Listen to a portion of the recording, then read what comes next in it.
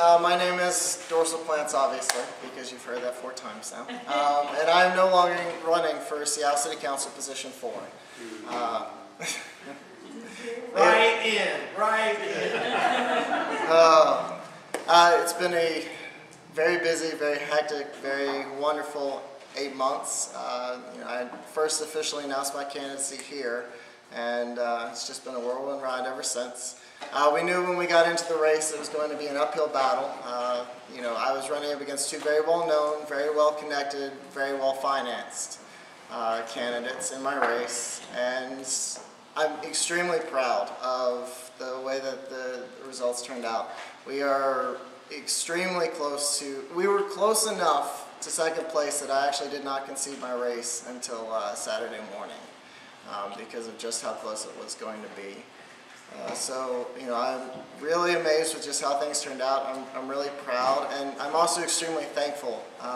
This race would not have been possible without many people, specifically Dina.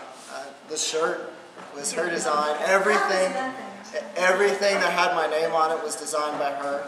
She worked tirelessly on the campaign. Also, Michael Taylor Judd, who isn't here, but he's one of our neighbors on the other end of Delridge, was an immense help. Pete and helping get the word out, Dan and Rory and everyone that was just taking time out of their schedule to help support this long shot candidate who was originally told wouldn't even get anywhere close and ended up with a stranger's endorsement and ended up with a whole bunch of different endorsements, and within just a hair's breadth of moving on to the general election. I will say that we definitely want to continue to pay attention to what's going on with the races. We've got a huge opportunity to change things up. Mayor Nichols is not moving on to the general election, which everyone I'm sure is already aware, which means one way or another we will be getting a new mayor. The city attorney race is coming up, and I feel that we definitely want to pay attention to that. When we were talking about pedestrian safety, one of the things that we're facing is the city has shied away from putting in a lot of crosswalks and even removing crosswalks out of a fear of litigation. So the city attorney is a position that will be able to help that. So that is an important race to be paying attention to. And then, of course, the council races. Everyone on the trail has said that they are against the new jail, minus, I believe, 1 candidate who's still running for position 8. But you definitely want to take a closer look at everyone running and ensuring that they're the type of person that is going to stick to what they said during their campaign. At this point, I guess, open up to any questions, if any at all.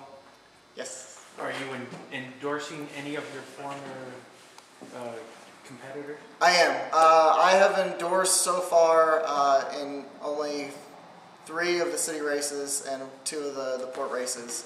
For county sake, I've very obviously endorsed Dow Constantine for executive. I really hope to see that happen.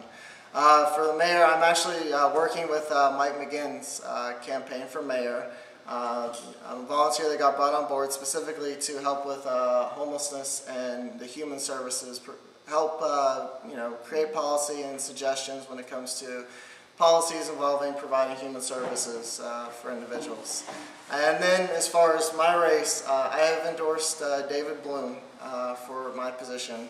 This was the hardest decision that I had to make. I got really close to both David and Sally during the course of the campaign, and they are both 2 very wonderful individuals, and I think either one of them would make a wonderful council member, but I do support David. We've lined up quite a bit on a lot of things, specifically neighborhood power and allowing neighborhoods to control their density. I will also point out that David was one of the huge supporters of Initiative 100, the anti-jail movement that came out of Real Change. So he is one of the definitive bets that you have on somebody who is not going to support a jail unless we need it. And then for city attorney, I've endorsed Pete Holmes.